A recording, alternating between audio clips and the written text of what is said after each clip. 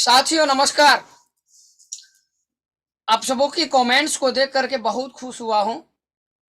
बहुत सारे ऐसे हैं जिनका 130, 135, 120, 25, 20 से लगभग सबों का ऊपर रहा है स्कोर। तो मित्रों, आप सब अब शीघ्रता पूर्वक केवल इंटरव्यू की तैयारी में लगें। हर दिन संस्कृत संभाषण आपके लिए मैं चला रहा हूं। अब प्रतिदिन आप वीडियो को देख सकते हैं और प्ले लिस्ट से आप पुराने वीडियो को देख करके सारे लेसन प्लान आदि जितना है लेसन सबको देख करके आप पढ़ लें। जितना अध्ययन कर लेंगे उतना अच्छा रहेगा। मैं कारक से आपके लिए प्रश्न को कुछ ले आया हूं। कारक बहुत जरूरी है जानना। कारक जो प्रकरण बहुत ही जरूरी है, वीवीआई है। हो सकता है आपसे पूछ लिया जाए कि कारक पढ़े हैं, कारक में क्या पढ़े हैं, कारक कितने प्रकार के होते हैं। तो इसीलिए मैं चाहूंगा कि आप सब कारक को एक बार अवश्य जान लें, क्योंकि यदि आप कारक पढ़ लेते हैं तो आप वहां बताएंगे। और मित्रों, यदि संस्कृत में प्रश्न किया जा रहा है तो आप संस्कृत में भी दे सकते हैं आंसर। आप अधिक से अधिक, यदि आपसे प्रश्न संस्कृत में हो रहा है तो आप भी उत्तर संस्कृत में देने का ही वो करें, कष्ट करें।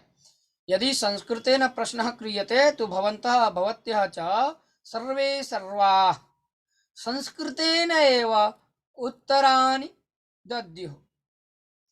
अतः अहं वदामि यथा प्रश्नः भवेत् तथा उत्तरं दद्यात्। तो सर्वप्रथमं कारक विषय चर्चां कुर्मः। थोड़ा कारक के विषय में मित्रों बात करूंगा।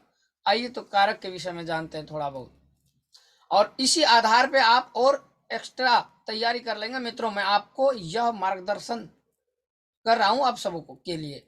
तो मैं यही आपको बताना चाहूंगा कि आप इसी आधार पर और स्टॉक कर लीजिए अपना। जब तक आपके पास समय है तब तक आप कारक प्रकरण को अच्छे से देख लें, क्योंकि कारक को जब आप देख लेंगे, पढ़े रहेंगे, पढ़ करके जब आप जाएंगे तो आपका जो आत्मबल है वह एकदम बना हुआ रहेगा और आप बहुत ही प्रसन्नता पूर्वक साक्षात्कार में भाग लेकर के आप आएंगे। सही प्रकार से आप जो है उत्तर देंगे तो प्रभावपूर्ण साक्षात्कार भी होगा। इसलिए मित्रों, आइए हम सब थोड़ा सा कारक के ऊपर बात करते हैं। तो जी हाँ मित्रों, बात करूंगा कारक प्रकरण की। देखिए, कारक को आप अवश्य जान लें। और आइए, कैसे प्रश्न रहेगा आपके साक्षात्कार में, किस प्रकार से प्रश्न पूछा जाता है, उसको आप अवश्य एक बार देख लें, एक बार ध्यान से, ताकि आप समय रहते ही पढ़ लें, अध्ययन कर लें। और जब आप अध्ययन करके साक्षात्कार में जब आप उनके सामने समक्ष जब आप अच्छे से अपने बात को रखते हैं सही सही, तो फिर मित्रों वह साक्षात्कार भी बड़ा प्रभावपूर्ण होता है। तो इसलिए मैं यही कहना चाहूंगा, आप लोग आज से लग जाएं तैयारी में। समय कब आ जाएगा साक्षात्कार का वह भी आपको पता नहीं चलेगा मित्रों। जी हाँ, तो जी हाँ मित्रों, आइए देखते हैं। इसलिए हमने हेडिंग में सबसे पहले देखिए यहाँ लिखा है ना, कारक को अवश्य जान लें। यह बहुत ही प्रभावपूर्ण वीडियो होगा मित्रों। आप सब अभी तक वीडियो को लाइक नहीं किए हैं तो आप लाइक कर लें, और सबसे पहले आप जो है चैनल को सब्सक्राइब कर रहे हैं यदि आप पहली बार देख रहे होंगे, और नोटिफिकेशन ऑन कर लेंगे ताकि आपके पास हर दिन वीडियो जाए इस प्रकार से। आइए मित्र, तो देखिए सबसे पहले जो है कारकम। कारकम संस्कृत में हम कहते हैं, संस्कृतेन वयम वदामः कारकम। यदि आपसे पूछा जाए कि कारक कितने हैं, पूछ ही लेंगे कि क्या पढ़े हैं आप, क्या पढ़ करके आए हैं, व्याकरण में आप क्या जानते हैं, कारक पढ़ के आए हैं। यदि आप बोलेंगे कि मैं कारक पढ़ के आया हूँ, वह मैं जो पूछेंगे वही आपसे कि व्याकरण पढ़े हैं, हाँ, तो पूछेंगे व्याकरण में आप क्या क्या जानते हैं। फिर पूछेंगे कारक पढ़े हैं, पूछेंगे कारक किसे कहते हैं, कितने कारक होते हैं। तो यह जो हेडिंग में आपके सामने रखा हूं, यह कारकम दे करके, संस्कृत में कारकम, वयम संस्कृते न यदि वदामः चेत कारकम इति वदामः। क्या बोलेंगे? कारकम। यदि वह प्रश्न करे संस्कृत में तो आप सही उत्तर दें। इसको याद कर लें मित्रों। कर्ता कर्म च करणम च संप्रदानम तथैव च अपादानाधिकरणम इत्याहुः कारकाणि षट्। मित्रों, जो भी अभी तक याद नहीं किए हैं या जिसको याद नहीं है या जो नहीं जानते हैं, वह कृपया मैं कहूंगा आज ही याद कर लें। 6 कारक होते हैं। कितने कारक होते हैं? तो 6 कारक होते हैं मित्रों। जैसे ही आपसे पूछे कति कारकाणि भवन्ति, यदि संस्कृते न पृच्छन्ति, यदि संस्कृत में पूछते हैं तो फिर आप उत्तर साक्षात यही दे दीजिएगा, श्लोकम वदन्तु भवन्तः, श्लोक माध्यमेन भवन्तः उत्तरम दद्युः। तो यही श्लोक आप बोलेंगे, कर्ता कर्म च करणम संप्रदानम तथैव च अपादानाधिकरणम इत्याहु कारकाणि षट्। तो आप सही उत्तर दे देंगे मित्रों इस प्रकार से यदि आप श्लोक बोल देते हैं। फिर आप इसको समझा भी सकते हैं कि कर्ता कारकम 1 नंबर में है ना, प्रप्रथमम कर्ता कार कर्तृकारकम, कर्तृकारकम मूल पद देखिए कर्तरी है, समास करके बन गया कर्तृकारकम, ठीक है। द्वितीयम प्रप्रथमम कर्तृकारकम, द्वितीयम कर्मकारकम, तृतीयम करणकारकम, इस प्रकार से फिर संप्रदान कारकम, अपादान कारकम और अंतिमम अधिकरण कारकम इत्याहु कारकाणि, अर्थात षट कारकाणि भवन्ति। यदि संस्कृत में पूछे कति कारकाणि भवन्ति तो आप सीधा उत्तर दें षट कारकाणि भवन्ति। कर्ता कारकम, कर्म कारकम, करण कारकम, संप्रदान कारकम, अपादान कारकम, अधिकरण कारकम। इतना बोलना है, अधिक नहीं बोलना है, आराम आराम से बोलना है मित्रों।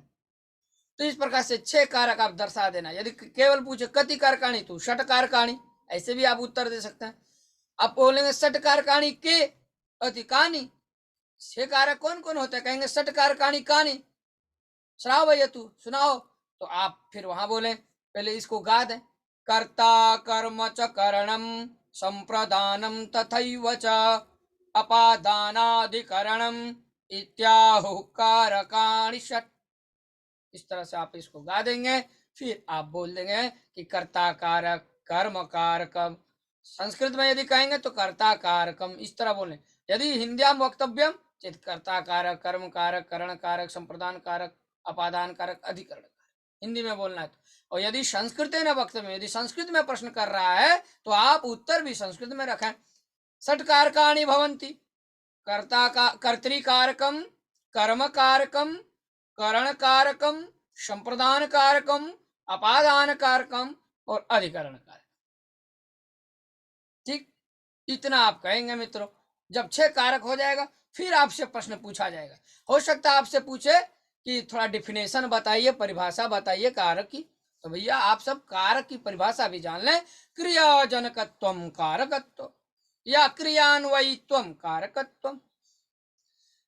आप विद्यालय में जब पढ़ाएंगे छात्रों को तो सरल तरीके से, एकदम सरल ढंग से आप पढ़ाएंगे तो उसका डिफिनेशन, थोड़ा थोड़ा आपको डिफिनेशन ये आप याद रखें। और जैसे आप बोलेंगे कि क्रियाजनकत्वम कारकत्वम तो आपका सही उत्तर हो जाएगा। हिंदी में यदि पूछे कारक की परिभाषा क्या है कारक, तो आप कहें कि वाक्य में जिसके द्वारा क्रिया की सिद्धि हो उसी कारक कहते। क्रिया की सिद्धि जिसके द्वारा हो उसे कारक कहते। स्पष्ट है मित्रों? यदि हिंदी में पूछता है तो। और यदि संस्कृत न पृच्छते किम कारकम, कारकम किम भवति, तो आप सीधा उत्तर दें क्रियाजनकत्वम कारकत्वम। फिर आपसे हो सकता है पूछ ले कि कारक में धातु क्या है। बहुत इंपॉर्टेंट प्रश्न है मित्रों, वीवीआई प्रश्न है। आपसे यदि पूछे कि कारक में धातु क्या है तो तुरंत आप बोलिए धातु। और फिर उसमें फिर पूछे कि प्रत्यय क्या है तो आप प्रत्यय भी बताएं। किंतु जैसे ही पूछे तुरंत आप बताएं कि क्री धातु है। कारक में कौन सा धातु है? क्री धातु। और प्रत्यय क्या है तो आप कहते हैं अणुल प्रत्यय। यदि पृच्छति संस्कृत है ना कारकम इत्यत्र कह धातु तो आप उत्तर बोल दें अत्र क्री धातु। सरल रूप से संस्कृत आप बोलें, सरल रूपेण भवन्तः वदेयुः। कारकम अत्र क्री धातु उणुल प्रत्यय। अनयोः संयोगेन कारकम इति रूपम भवति। इतना आपको स्पष्ट बोलना है, क्योंकि हो सकता है पूछ देता है कि कारक में कौन सा धातु है, क्या प्रत्यय है। आगे चलेंगे, फिर कहेगा उदाहरण दें। क्या पूछेंगे आपसे कि कारक में ठीक है क्री धातु है, अनुल प्रत्यय, और आपसे इसके बाद कहेंगे कि ये काम करिए, आप हमको तृतीय कारक का, है ना, या अपादान का उदाहरण दीजिए, अपादान कारक का। ठीक है, तो आप तुरंत इसको याद कर लें पहले ही, इसीलिए मैं आपको पहले ही बता रहा हूं, संकेत दे रहा हूं। आप सभी, चाहे करण कारक हो, चाहे कर्म कारक हो, चाहे कर्तृकारक हो, व आप प्रश्न यदि अधिकरण कारक से रहे तो आप तुरंत उत्तर दीजिए वहां शीघ्र, आप लेट ना। इसलिए मैं कहना चाहूंगा आप सबको यही पे कि आप उदाहरण याद रखें मस्तिष्क में। जैसे कर्तृकारक का पहले उदाहरण ले लीजिए। कर्तृकारकम उदाहरणम किम, गिरीशः पठति, अत्र क्रियायाः संपादन का करोति गिरीशा। तो क्रिया का जो संपादन करने में जो सहायक होता है ना, उसे कारक कहते हैं। तो जैसे पहला कर्तृकारक का उदाहरण हमने क्या दिया, गिरीशः पठति। अब कर्म कारक का यदि पूछे आपसे कि कर्म कारक का कोई उदाहरण दीजिए, तो तुरंत बोल दीजिए गिरीशः पुस्तकम पठति। कोई भी हो जिसमें कर्म हो, कोई भी वाक्य आप बोले कर्म होना चाहिए। तो गिरीशः पुस्तकम पठति। तो इस प्रकार आप कर्म कारक का भी उदाहरण देंगे, गिरीशः पुस्तकम पठति। यदि प्रश्न भवति अत्र कर्म किम, तो आप बोल दें पुस्तकम। फिर आपसे यदि प्रश्न कर दे कर्म संज्ञा करने वाला सूत्र क्या है, तो कर्तुरीप्सित तमम कर्म, कुछ सूत्र भी आप याद रखें सम्यक। उसी प्रकार कर्म विधायक सूत्र आप तो कर्मणि द्वितीया लगा दें कि यत्र कर्म संज्ञा तत्र कर्मणि द्वितीया इत्यनेन सूत्रेण द्वितीया विभक्ति भवति। पूर्वम कर्म संज्ञा पुनः तत्र द्वितीया विभक्ति कर्मणि इति सूत्रेण भवति। तो कर्म संज्ञा करने वाला यदि सूत्र पूछे आपसे कि कर्म संज्ञा किससे, तो कर्तुरीप्सित तमम कर्म। इसी प्रकार आपसे पूछे कि कर्ण कारक का कोई आप एक उदाहरण बताएं। यदि आप कारक पढ़ करके आए हैं तो हमको कर्ण कारक का उदाहरण बताएं, तो सीधा आप कर्ण कारक का एक कोई भी उदाहरण दे सकते हैं। कर्ण आप जानते ही हैं, जो सहायक हो, जो साधन हो। जैसे गौरी जलेन मुखम प्रक्षालयति, गौरी जो है वह जल से मुंह को धोती है। अब यहाँ मुख धोना जो क्रिया, मुख को जो यहाँ क्रिया धोना है, या धोना क्रिया का जो संपादन हो रहा है किससे, मुख को किससे धोया जा रहा है, तो जल से। तो करण क्या है हमारा, यहाँ जल है। तो साधक तमम करणम सूत्र भी याद रखें। और तो गौरी जले न मुखम प्रक्षाले, इस प्रकार से बहुत बना सकते हैं आप। अहम लेखन्या लिखामी, मैं कलम से लिखता हूं। लिखने का साधन लेखनीय है, अहम लेखन्या लिखामी। आगे यदि आपसे कभी पूछा जाए या पूछा जाए कि संप्रदान कारक का उदाहरण दीजिए, तो सीधा बोल दे सह मित्राय फलम ददाति, यस्मै ददाति तत्र चतुर्थी विभक्ति। दा धातु के योग में कौन सी विभक्ति, चतुर्थी। जिसको दिया जाए उसमें चतुर्थी। मित्र को फल देता है तो मित्राय फलम ददाति, संप्रदान कारक का उदाहरण हो गया। यदि आपसे अपादान कारक का उदाहरण पूछा जाए तो आप तुरंत उदाहरण दे, वृक्षात पत्राणि पतन्ति, वृक्ष से पत्ते गिरते हैं। तो यहां अपादान हो रहा है। ठीक है, सूत्र भी आप याद रखें, अपादानाधिकरणम। ठीक है, आगे अधिकरण यदि पूछे, अधिकरण का कोई उदाहरण दीजिए अधिकरण कारक का, तो आधारोधिकरणम। अधिकरण कारक का सूत्र आप याद रखें, आधारोधिकरणम। यदि सूत्र पूछे आधारोधिकरणम। यदि उदाहरण कहे कोई उदाहरण, तो वृक्षात फलानि, हाँ, अधिकरण, वृक्षे फलानि सन्ति, यहाँ टाइपिंग में दोष हुआ है मित्रों, इसको सही कर लेंगे। तो वृक्षे फलानि सन्ति, यह आप उदाहरण दे देंगे अधिकरण कारक का। सूत्र पूछेंगे तो आप आधारोधिकरणम सूत्र भी याद रखेंगे। तो इस तरह से मित्रों आप तैयार कर लें। यदि आपसे पूछा जाए कारक में क्या पढ़े हैं, तो आप जो जानते हैं वही रखेंगे कि कारक 6 होते हैं। श्लोक याद कर लीजिएगा, कर्ता कर्म च करणम संप्रदानम तथैव च अपादानाधिकरणम इत्याहु कारकाणि षट्। ठीक है। यदि कारक से कोई प्रश्न होता है, यदि पूछा जाए कारक किसे कहते हैं, क्रिया जनकत्वम कारकत्वम क्रियान्वयित्वम कारकत्वम, इस तरह से आप अपनी बात को रख सकते हैं। धातु पूछे तो तुरंत आप बताएं क्रिय धातु है। कारकम अत्र कह धातु, तो सीधा आप सही उत्तर बताएं क्रिय धातु उड़ुल प्रत्यय।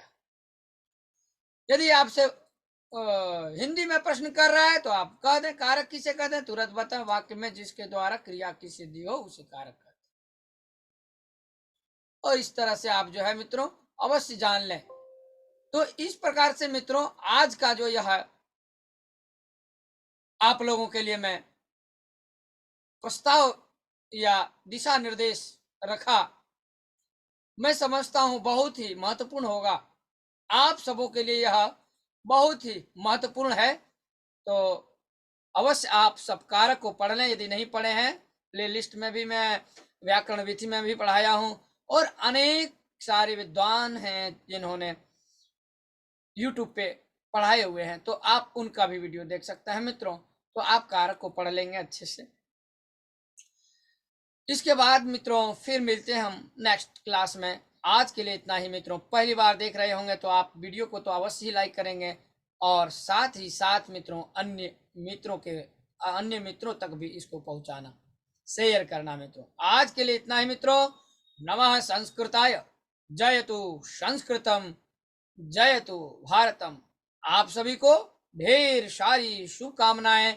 आप लोगों का मैं जो आंसर की जो आप लोग मिलाए हुए हैं, जो कमेंट्स आया हुआ है, जो मैं देख रहा हूं, वह देख करके मैं बहुत प्रसन्न हूं, अति प्रसन्न हूं मित्रों कि आप सबों का, किसी का 140 तो कोई बता रहा है 150 सर, हमारा 130 है, 135 है। तो आप सब लग जाएं तैयारी में। बहुत लोगों का यह आ रहा है कि सर मैं क्या करूं, 125 है, 122 है, 130 है। तो मैं उन सबों से यही कहना चाहूंगा कि ज्ञान कभी व्यर्थ नहीं होता। ज्ञान कभी, आप यदि तैयारी करते हैं, आप यदि मेहनत करते हैं, परिश्रम करते हैं, पढ़ते हैं, तो कभी व्यर्थ नहीं जाएगा। यदि आपका 120 भी है, 125 भी है, तो मैं कहूंगा मित्रों अवश्य आप तैयारी करें साक्षात्कार की, क्योंकि आप यदि तैयारी किए रहेंगे, क्या पता 120 वाले को ही बुला ले। तो इसीलिए आप सब तैयारी करें, मेहनत करें, ताकि बाद में यह न हो कि आप वहां जाएं मगर आपके मन में यही शंका रहे कि काश तैयारी कर लिया होता, थोड़ा पढ़ लिया होता तो बड़ा अच्छा होता। इसलिए मित्रों मार्गदर्शक के रूप में बता रहा हूं। इस प्रकार से आप सबको मोटिवेट करना चाह रहा हूं, मोटिवेट कर रहा हूं कि आप सब लग जाएं तैयारी में, पढ़ाई करें, मेहनत करें। आज के लिए इतना ही मित्रों। नमः संस्कृताय, जयतु संस्कृतम, जयतु भारतम।